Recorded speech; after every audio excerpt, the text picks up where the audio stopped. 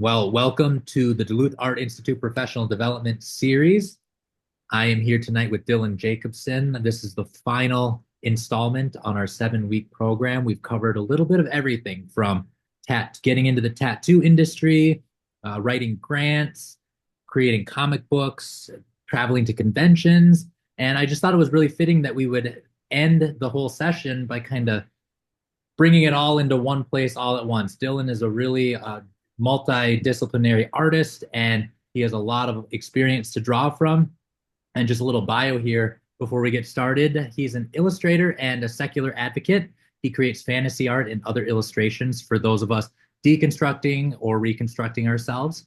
So with that voice, so that you can empower that to speak your truth and speak your um, sorry, I'm reading. I played the whole. I can re-record this part. I have it in You're your fine. voice, and I just completely stumbled it on it. So let me just look here. I believe we can. You know what? How about this? You're just gonna read yours. Yeah. You want So me to read yeah, let's just it? restart it Sure. here. So this is the Yeah, top. yeah. All right, I'll go to my own website here. Give me 1 second. perfect. Well, I'll just Bada go boom. a little intro again. So Yeah. welcome to the Duluth Art Institute Professional Development Series. This program is made possible by a grant from the Minnesota State Arts Board. We are grateful to have the final installment of our 7-week professional development program, and we are rounding it out with Dylan Jacobson. Dylan, welcome. Can you tell us a little bit about yourself? Yeah, first of all, thanks for being here. I'm an illustrator and secular advocate. I create fantasy art and other illustrations for those of us deconstructing or reconstructing ourselves so that with my voice and truth, I can empower you to speak yours. I believe we can reshape ourselves through advocacy, truth, and ideas or challenging ideas like good and evil. I've worked in comics, writing, character art, and graphics. You might be familiar with my independent series Champions or my coloring book Together with Goblins. I've done a lot more than that, but those are the things that are selling the best right now. All right, and of course, we'll make sure we have a link to your favorite projects and your website and all of that underneath the video. So, can you tell me a little bit about like the work that you do? I know that you have some successful projects that are kind of highlights of your career. And tonight we're going to be talking a little bit about diversifying your career. So, with that in mind, can you tell me about your work and how you diversified your career?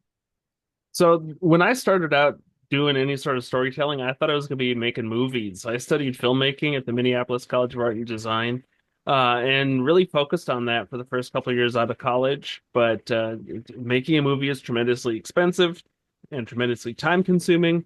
And through doing storyboarding, I found myself interested in making my own comic. I'd already been dabbling in web comics. I really didn't know what I was doing, but I started out in around 2011 with some web comics that are no longer around because they were on WordPress a million years ago.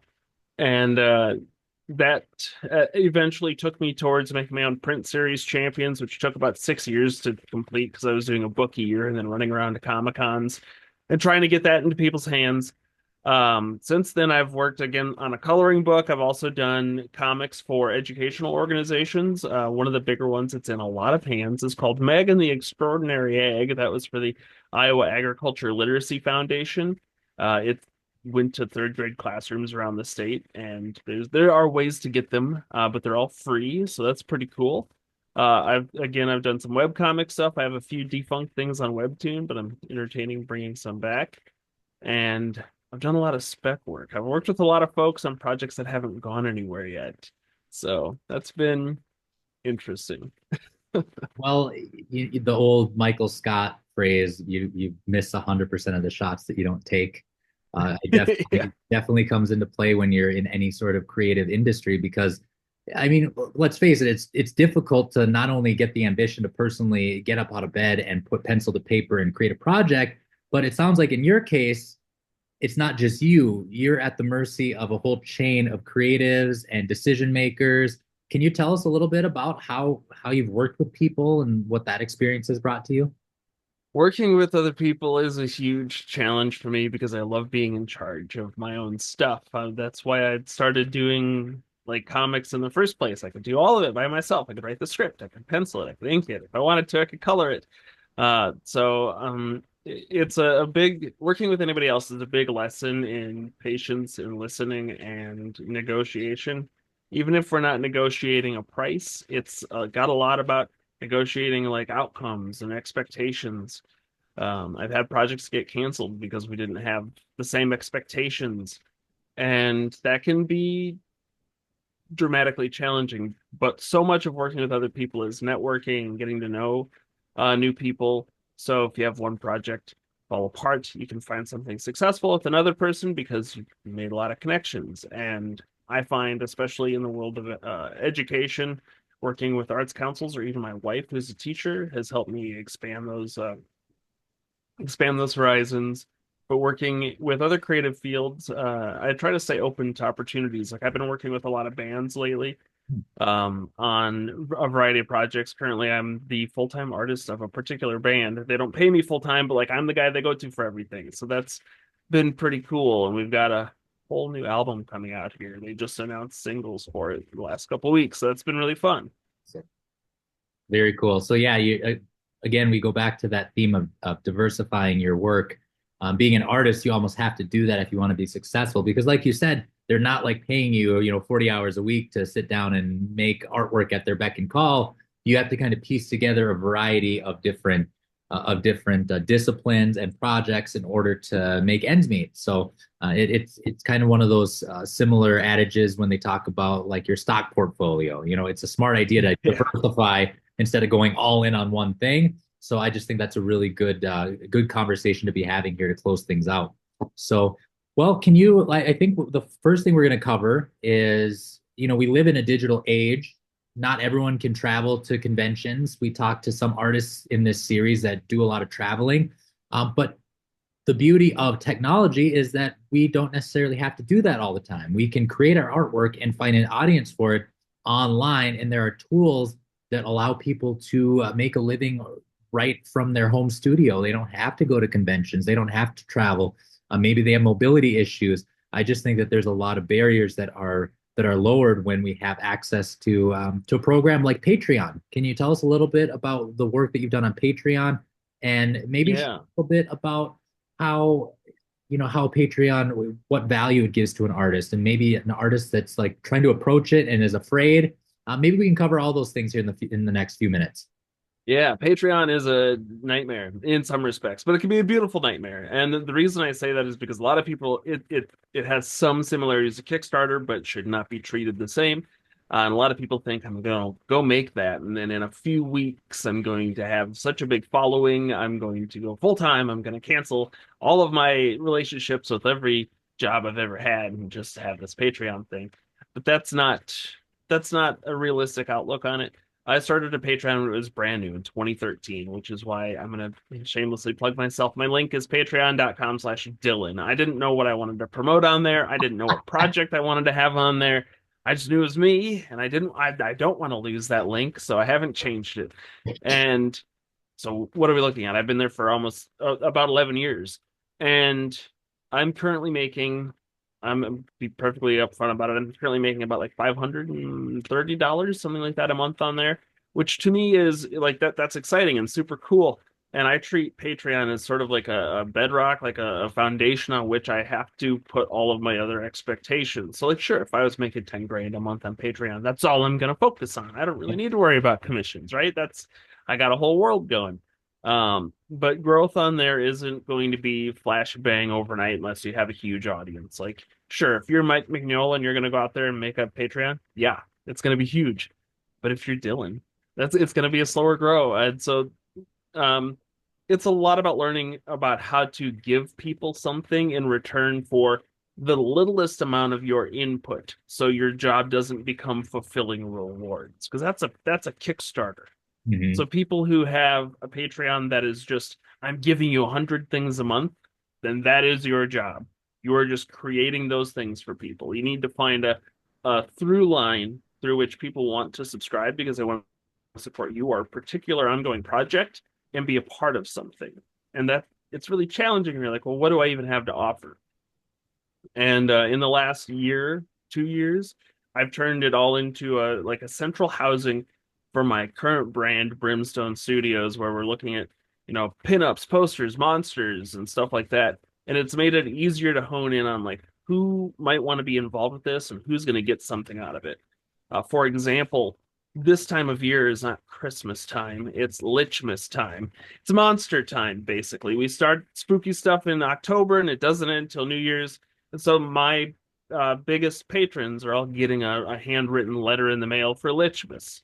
It's not something I give them every month, it's something they get during a particular season. That helps me dial back the vast volume of rewards I could offer into something a little more special. On top of that, I created, instead of having my tiers just being like NPR reward tiers, it's more like joining at a particular rank of something. So we have a Discord where if you join at our lowest tier goblin in our Discord, you're a goblin. You get access to all this extra goblin stuff, and that helps create a sense of like who you are and belonging and creates more community with it, where a lot of the reward is just being there. And that took me a long time to figure out. It took a lot of people using Patreon a long time to divorce it from the Kickstarter mentality. But then again, it's a super slow grow. And I was looking at a lot of my Patreon and patronage, trying to figure out how to grow that in October because I just moved into a new studio. This is not it. This is my basement. And moving into that studio was daunting, and I wanted my Patreon to cover most of those bills. So I created a Patreon drive we called Raising Spirits because it's Halloween. We're bringing things back from the dead again, fantasy art, where we're keeping it in that realm. And I did the thing I hate doing. I started talking to people and being like, hey, you should join this. And it's challenging, but if you want to grow a community, you gotta talk to people. And you'll find after a while, like I have some very dedicated folks who make a lot of the wheels turn in my community. So it becomes a thing where if I ask them and I give them specific things to say and do, they can start asking people. Because it's way cooler to say, hey, I'm in this thing. I'm a part of this kooky group that supports me being who I am as a person, is very inclusive and open, but creates cool artwork. You should join me. That's way more impactful than me being like, hey, I have this thing. You should support me. And it takes a while to get there because you really have to come up with like, what are you trying to say, generally speaking? Like, what's your mission? What's the big reason people are going to back you? What's the reason people want to support this project? Like, if you're using a Patreon to fund a webcomic, like, why do people want to read this? And then you have to live that to some extent, which has been really helpful for me making Brimstone Studios a brand and trying to like keep honing in that like it's confident, it's a little sexy, it's kind of scary, and hone that into a place where I feel like I can identify who wants to be in that group. Mhm. And it is a bit of tribalism. I mean, all marketing is, but once you can hone that, you can really start to ramp up how many people are involved and why.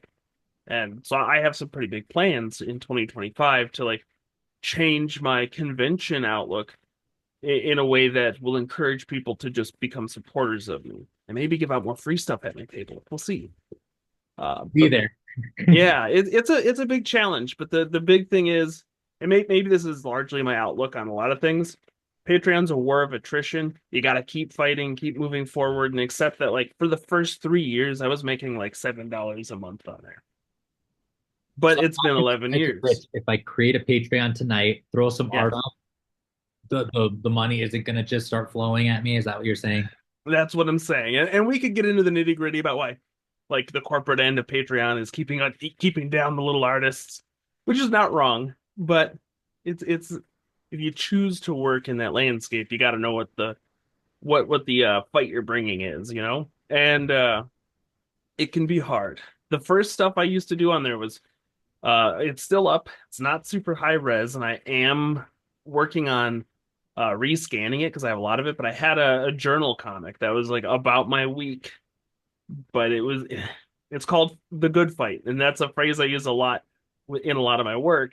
And it wasn't always the happiest. It was me like sort of bearing my soul, and that got a lot of my earliest patrons involved of like, okay, there's this Dylan guy and he's telling the story about like having a crummy week, like having a car breakdown, or having I didn't have a bed in my apartment for a long time and trying to figure out if I'm going to sleep on the floor or on a couch and like throwing my back out and where do you sleep when you don't have a bed?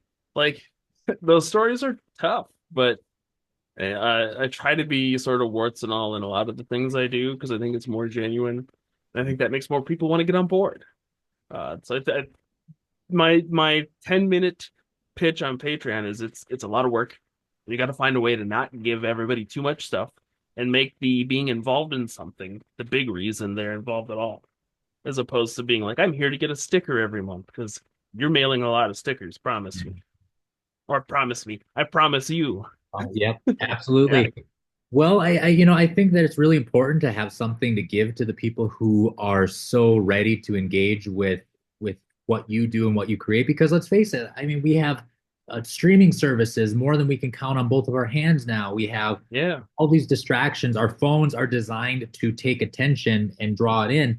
And so the fact that they found their way to your space, they're taking their precious time, their hard-earned money to be involved with what you're creating. That takes time. You have to have something meaningful, I feel like, in order to develop something like that when you're competing against Netflix and Hulu and social media and things like that. Can you Yeah. expand on just what you do to make Patreon special and connect with people on a level that really matters to them? Because there's a reason why they spend their time in your space.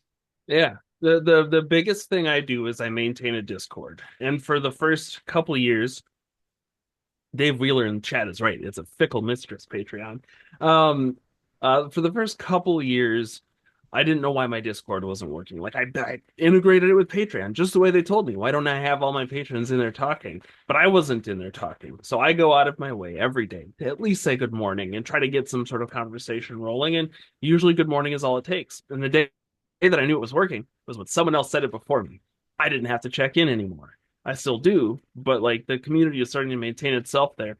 As for specific things on Patreon, once a year I do give out a free piece of artwork, and it usually depends on your tier. So the smallest tier usually gets a sticker, and the biggest tier will get like a mug or something. That's my like public radio concept of like you get the thing during the pledge drive, and then on top of that, I'm starting to release monthly behind the scenes looks on everything. So the first one was on a project that failed. And like working with a particular client and how that failed and how I feel like I could maybe salvage the client relationship, but it's got like all the sketches I worked on, all the things I thought were the finished piece that we didn't agree on. Because when this started out, I was again showing people a comic, and when I started transitioning to print comics, I was showing them pages as they came out. People got early access, and I don't have as much early access to give people now that I have like, excuse me, now that I have projects that are a little bit more guarded until they come out. So once something has either come out or unfortunately fallen apart, I can share how it went. And so I'm trying to craft um, more, what's the word I'm looking for? More specific stories with more intention behind them instead of just like here's a look at a picture. It's like here's a story of all the parts of this process. You're going to get one of these typically once a month, and here's all the images that go with it and my thoughts on like how it went, like why was that successful, or in the case of our most recent one, why did this project fall apart? And maybe I don't have all the answers because I'm not in my client's head, but I can tell you my perspective on that. I think that's really valuable because a lot of the people who support me are other creative people. And I find in our community that that's maybe one of the biggest things is the creators in our community will lean on each other for advice. Like I'll just throw them out there. Gabe Perez, a comic artist from Nebraska, will periodically throw a piece he's working on in there and be like, "Hey, let me know what you think of this." And we have some very, very like-minded individuals with good taste and a good eye for artwork who would be like, "Hey, I would tweak that a little bit." And it's a really fast way to get an opinion as opposed to sitting down with like a mentor or going to one of your colleagues and be like, "Hey, pick this apart." It's like, boom, here's the thing, and just get some looks from like a fan or a friend who it feels really like non-invasive and non-combative. I think that's why people are like, "Let me know what you think." We've had people post their like college graduation artwork pieces in there for suggestions, like which one do I give to my panel. And I think that's a really healthy place to be. Mhm. So, yeah, I think it's a lot about community. That's something I've been harping on a lot lately. Well, I appreciate you going into a little bit of a deep dive there on Patreon. It's something that I haven't approached, but it sounds like it's a long-term project that you have to put a lot of care and time into. And that is something that not everyone is able or willing to do, and that maybe that's what makes your community special. That's what makes your community that much more exciting, is that you worked really hard to get that group together, and not everyone can do it. So I think that's really Yeah. special that you were able to create that space for them. So you have your community set up, and it's growing on Patreon. And we live in a world where there's already art communities thriving and developing and making connections and funding projects. So let's take a moment and step out of your community and just talk about some of these larger communities. And I'm talking specifically about some of these larger art organizations, art councils. I mean, I'm the Duluth Art Institute. We do a lot of work with artists. We have a community that we've built up as an organization. Can you give us some time and talk about your experience with residencies and working with art Yeah. councils? So when I started out residencies, which I realized this morning was 8 years ago, I wanted to just teach some classes at a local gallery. I did not want to get involved with anything big because who am I? I'm just a guy who drew a silly book. And the gallery owner was like, "It sounds like you should be doing residencies." At the time, I was living in South Dakota. He said I should be doing residencies with the Artisan Schools and Communities organization through the Arts Council. And I said, the what? And I don't know about folks in Minnesota or other states, but I currently work with the South Dakota and the Nebraska and parts of the Iowa Arts Council. And in most of the situations, I have either been the person or have come across people who go, I didn't know that was a thing.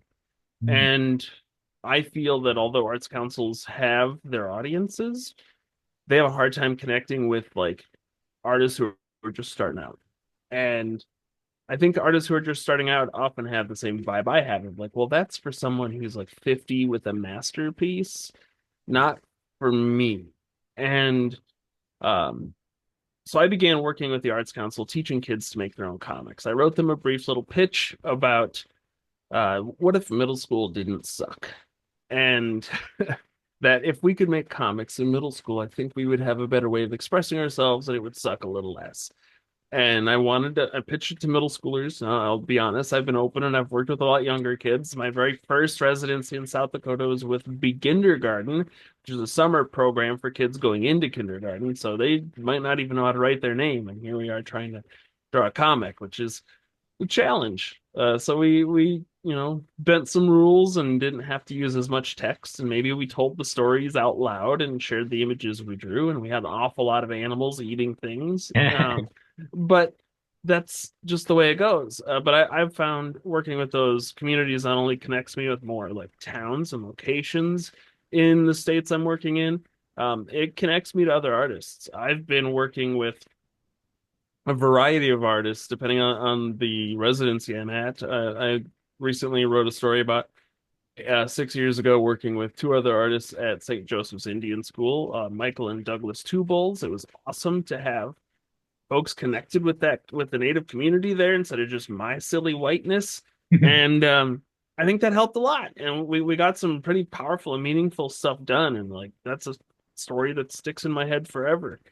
So I think the Artists at Schools and Communities Avenue is a great way to make some money. You're not going to work every week of the year. I mean, there's a few folks who do, but again, it's like Patreon. You're not going to be the one who makes the biggest splash. Maybe you are, but probably not.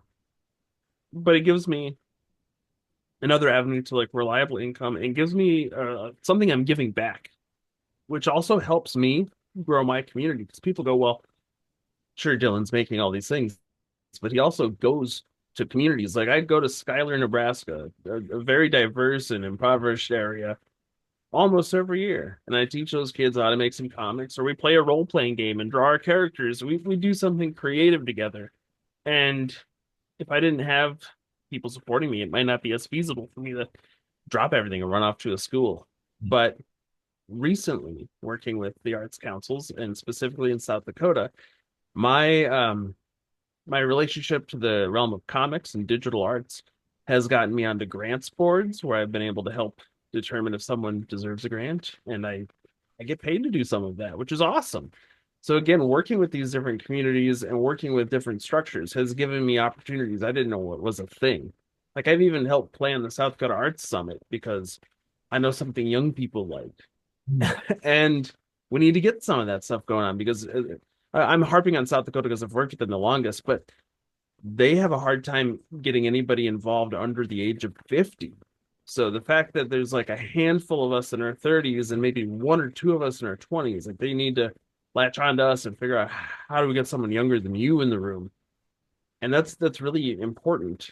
Now, so if your state, like I don't know about Minnesota, I'm pretty sure they split their arts stuff up into like regions, if I remember correctly. We do have we have the Arrowhead Regional Art Council here. I know Yeah. we have the Central Minnesota Arts Board. So I am familiar. Those are two Mhm.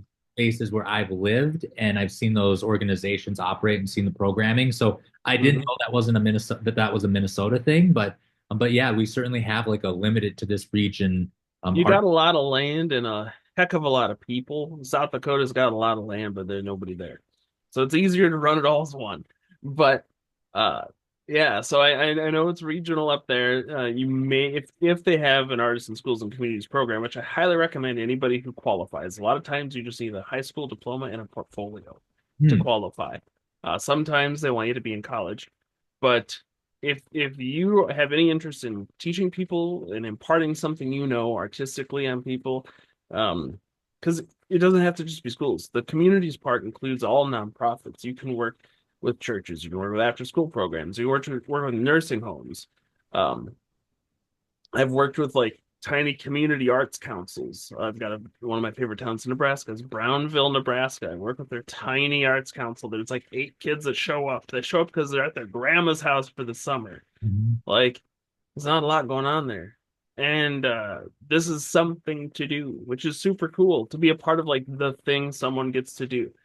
And again, on top of that, it gives me connections with people in the Arts Council. It gives me connections with other artists, people I might have the opportunity to work with, and people who have the opportunity to like help steer me towards new things, which is super cool. Um, Working with Iowa is very different because Nebraska and South Dakota have a teaching roster. Iowa does not. Iowa just has all this grant money that people can apply for. And there's a smaller organization called Throughline Arts that helps connect us with schools. So I've done one project in Iowa. It's much harder to get that work. So each state's very different. And yeah, you have the unique opportunity to work with multiple states. That's different for me. I know that I've gotten grants with the Arrowhead Regional Art Council and done some programming that I know is funded by these councils. But yeah, like you kind of doing multiple different states and regions, and Yeah. they all have their own The, protocols. And the big thing for me about like receiving the opportunity to sit on like grant boards is I got to read successful grants and I got to read abysmal grants. The ones in the middle I don't really remember, but like knowing because I've written some grants and knowing like, oh, my first grant looked like that really bad one. No wonder I didn't get it. Or here's a super successful one. How could I write something that looks like that? Like it's a huge learning opportunity to be a part of those organizations. And again, maybe South Dakota's not a good reflection of it, but I've noticed all of them need more people involved, and all of them seem to want younger folks. So if you have anything you can impart or anything you want to be a part of, a few years involved with something like the teaching roster might lead you to being on a grant board and Mhm. awarding somebody very cool, something you may not have been able to help award otherwise. Because I know South Dakota has said repeatedly they don't know how to judge digital arts without digital artists. So unfortunately, they've declined a lot of grants because they just don't know how to judge it. Oh, that's interesting. That is interesting. I know that I got a grant for digital art, two grants for digital art. So that Yeah. would in 2025, you want to have a grasp on that for sure. So yeah, I can definitely see how your generational knowledge is needed, and it sounds like in South Dakota it's rare. So yeah, they probably do a lot of leaning on you for that side of things. And one last thing on that. This is a bit more just me, but something that I love about it is sure I get to go to some town somewhere and do a thing. But I also get to go to some town somewhere and figure out what's good to eat or what should I do here. Because for me, especially with Comic Cons and stuff, I often end up near or in those towns again. And now I have an idea. And I might be the guy who's like, well, we should go there because it's very cool. And I wouldn't know that without the Arts Council. So lots of good reasons. Absolutely. Well, thank you for sharing that. I know that's a huge. I mean, we had the first chat that we had. Again, this is the final portion of the of the 7 week series. But the very first one was about grant writing, and Miri Villiard was able to talk. She lives in the cities, and she was able to just talk about what we covered in the last 10 minutes, but she was able to spend the whole hour on it. So Nice. it's one of those subjects that a lot of people are afraid of. I used to be afraid of them, and it's something that the more we can talk about it and encourage people, like just do it. Like there's so many good resources. I Figure out your measurables if you're writing a grant. What can you measure? That's really, really important. Absolutely. Yeah, I learned that having an event at the end is a really good measurable to have. A little Yeah. showcase or gallery. Hit a clicker and count everybody. Yeah, yep, 100%. Absolutely. So Yep. yeah. So this last little leg of our journey here, this is the end of the professional development series. So I just want you to share with me about some of the art that you do and some of the art that excites you that you've been creating. Okay. Well, I'm gonna jump to chalk art first because that's kind of new. I've in the last couple of years, it was like, well, I've been I make comics. I do these illustrations. I'm not much of a painter, but what the hell? I could do chalk, right? So my very first chalk event was 2 years ago, I think, in a town called Platteville, Wisconsin. I'd never been there before, but they have an event that just pays professionals, and I applied as a professional, and they were like, "Well, we don't see any chalk work in your portfolio, but you have a lot of work, so we'll give you a shot." And I didn't know how to work with chalk. This happens to me a lot. If there's something I'm very interested in, I might just go after it without knowing anything about it. I didn't know how to make a comic book, so I just went and tried to make one. And I haven't said this in a long time, but I used to be a big believer of like, well, the best way to start something is not knowing, because then you don't know you're doing anything wrong, and you don't know you're breaking rules or not following particular guides because you're just making them. So you're less intimidated, right? Mhm.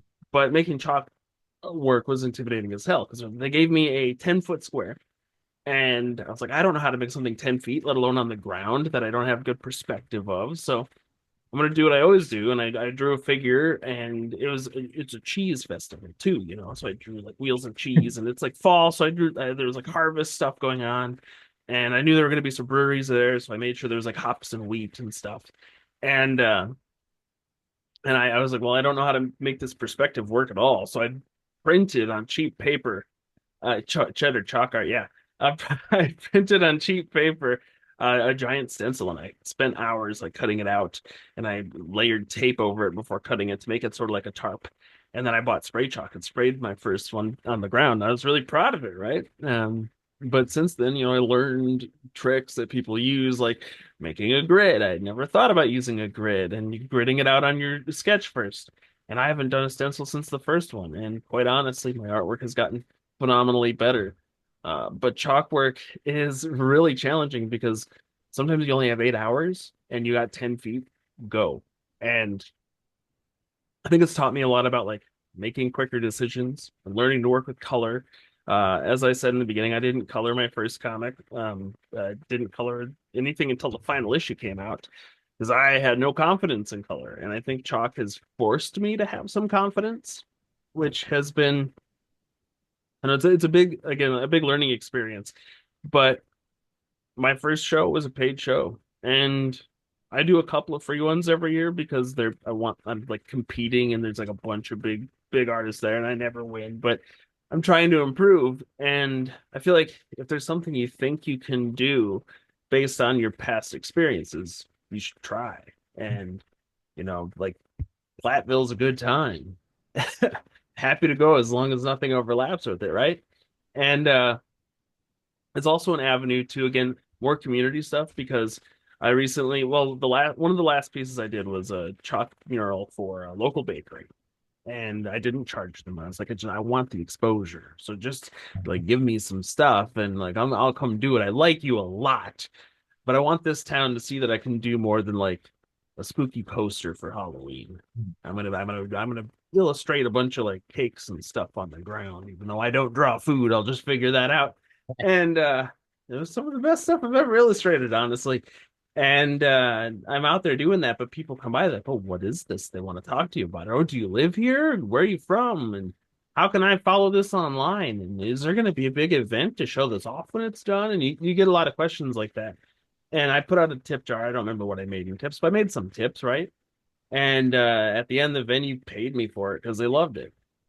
And I think things like that can really grow a community because people see you working. And I think one of the challenges we all have is like, oh, I'm speaking of comic artists specifically, we become little like hobbits in a hole in the ground, and no one sees us working unless we're on Twitch or something. And maybe that's not for you. So I like getting out there and putting chalk on the ground or working in a coffee shop. I get a lot of questions from people at coffee shops because they just want to know what you're doing. And I think that's got a lot of benefit to, again, growing community. But for these last few minutes on things that you wanted me to talk about, like game changing things or things that are kind of like a favorite to me. Well, you've been working for quite a few years. Do you have some like highlights that really stand out? So I spend a lot of time um thinking about like what is the next big achievement, right? Because I get lost in the weeds a lot, and I'll often feel like, oh, I've never accomplished anything. But I have six floppy comic books out, and a trade paperback, and a children's comic, and a coloring book, and maybe another children's comic coming out soon. I've done album art. So each thing feels like I've got good momentum, and it's hard to look back and see how far I've come. Because it's been a sustained role, and I think one of the biggest things for me is just trying to slow down and look at a project and find the value in the fact that it got done, and the value in the fact that it was for somebody like this album artwork. I'm so excited for the album to come out, but we finished the artwork in October. So a little bit of me is so far beyond it. It's like, ah, that's old news. That doesn't matter anymore. But it is a big achievement, and I'm excited to get that framed and put on the wall. Mhm. One of the things that really stuck out for me, and I know a lot of people have experienced this, but I don't think that diminishes it any.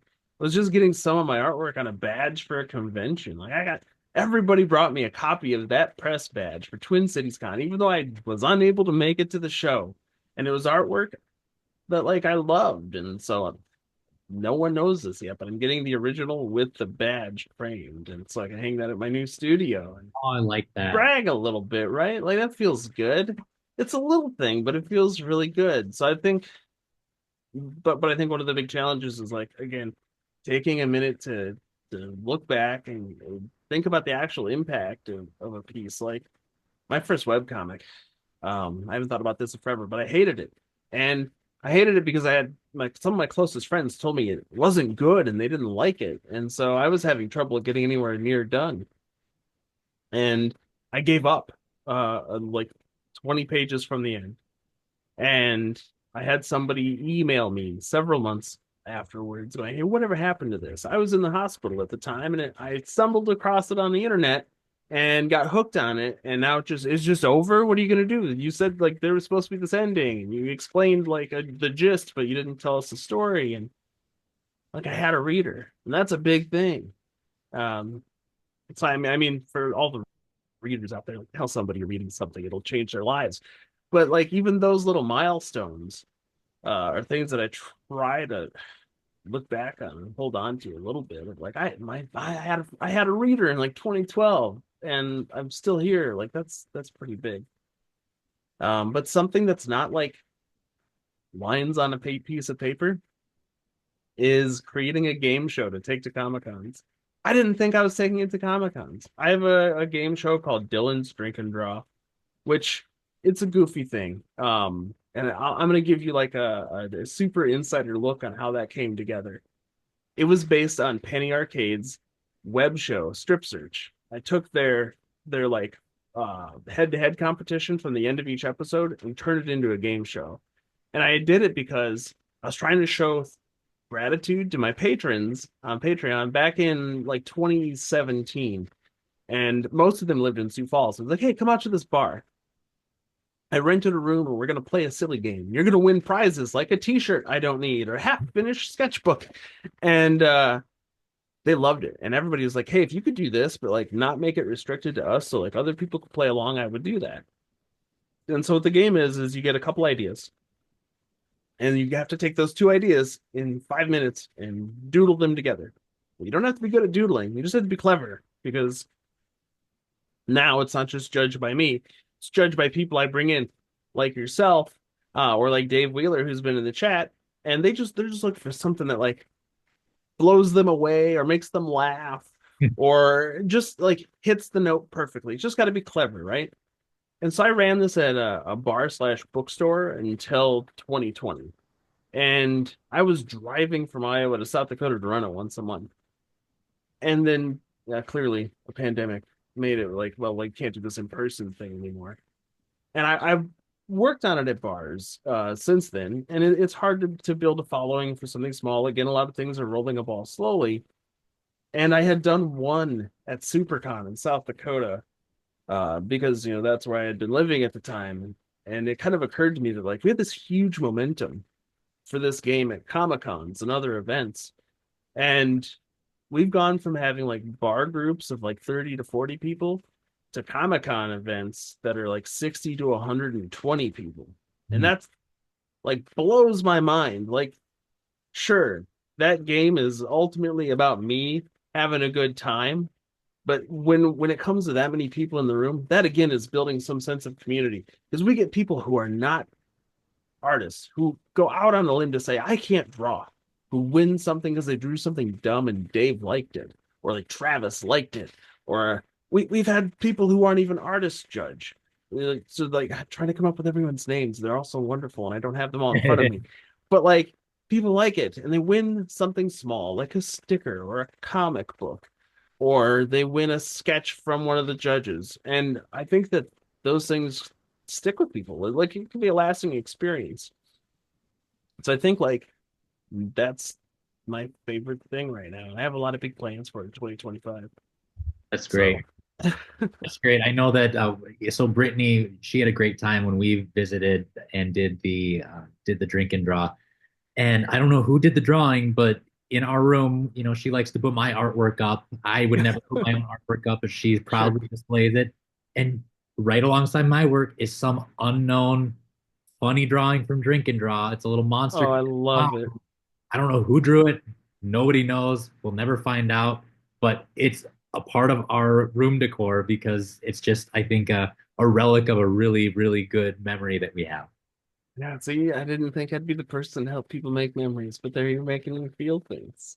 Absolutely. Well, that's what happens when you build a community. You talked about it at the beginning with Patreon, and that's talking about building a community in the digital space. And you've just moved that over and shifted what you've learned on Patreon over the years. And it sounds like you're kind of applying some of that knowledge to building up a community around comic conventions. And I take some risks on it because I've had shows be like, we're really skeptical of this. So I'll throw a show a bone and be like, you get the first one for free. Don't worry about it. You don't have to. I'll do everything you want me to do because it's gonna. Pardon my French. It's gonna kick ass. Like it's gonna be such a good time. Yeah. Like how do you say no? And it's only been great. And again, we have some of the best judges in the world, so everybody always makes it the best time possible. And then I always end up on this like, I mean, you were there at Duluth. I always end up on this like buzzing moment where like I need to go out and have fun because this was a blast and everybody else is tired. That's absolutely, So yeah. Yep. we threw some darts. Yep. The energy level is really hard to just, Yeah. especially when you have to get up early the next day. Sometimes you just gotta ride that energy for sure. And Yeah. I guess with artists, I mean, it's all about riding that energy, maybe a little bit past your breaking point, but at the end of the day, I think it really pays off, especially with the characters like yourself, like Dave, like a lot of the artists that I've had in this series over the last few weeks. Yeah, I'm just really grateful that we have artists like you that are willing to. I know we talk about how artists are, we kind of sometimes are reclusive and to ourselves, but having artists take time, discuss what they've learned, maybe save another artist from making a mistake. That's invaluable. That is the goal of our professional development series, and we just want that to be something that we can continue to serve our community with, not only this year but again in 2025. So I look forward to having you on another episode next year. Can you, before you go, can you share with us your websites, maybe a project that you really want our audience to check out? Yeah. If you have a local Comic Con or an event of any kind and you want Dylan's Drink or Draw out there, send them my way. That'll be great. I'd love to show up wherever you are and throw one of those. I've got two websites. We didn't get into it as much as I thought we would, but one of the things I do as a diverse artist is I live a dichotomous life. So, like Brimstone Studios, a little grown up, a little for adults. I do a lot of stuff with kids. I do a lot of stuff with communities. So I have two websites. I have dylanjacobson.com, which is all about my residencies, my robust portfolio, and how to hire me to come to your community. And then we have brimstonestudios.com, which has a lot of my new artwork, a lot of the uh like album artwork clients, stuff like that. A lot of the pinup work I do. And it's also now the shop for everything. The shop's not fully updated, but I had some health issues over the last month, so I've been going a little slow. I was going to do a Christmas timeline, but we are aiming to have everything available by Valentine's Day because I'm going to be releasing some Valentine's Day merch. So you heard it here first. I haven't said that out loud yet. That's fun. Awesome. And so there's a lot of cool stuff there. And then as always, all my websites do link to patreon.com/Dylan if you want to join us and support all the stuff I do and bring more stuff to more people. Wonderful. Well, I just want to thank you again for being here. And thank you to everyone who is viewing this. Thank you to the Minnesota State Arts Board for giving us the opportunity to bring these artists together. Again, we did 7 of these. It's a whole collection of content, 7 hours of content that we've been able to create over the last month and a half. So it's wonderful that we have you to kind of round out our series. Again, this has been the Duluth Art Institute Professional Development Series made possible by a grant from the Minnesota State Arts Board. For more information on our classes and our studio in downtown Duluth, visit duluthartinstitute.org. Thank you, Dylan. Have a good night. Thank you so much for having me.